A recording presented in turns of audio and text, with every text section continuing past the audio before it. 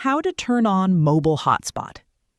If you want to share your phone's mobile data with other devices, this video will show you how to turn on mobile hotspot on your Android phone.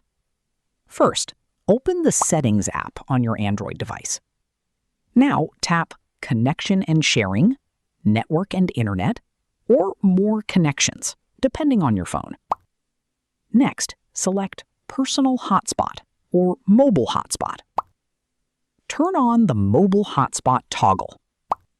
You can also tap Hotspot Settings or Configuration to change the hotspot name, set a password, or manage other options before sharing your connection. Your Android phone is now ready to share its internet connection with other devices over Wi-Fi. That's how you can turn on mobile hotspot on your Android phone. If you find this video informative, click on like, share, and subscribe for more videos.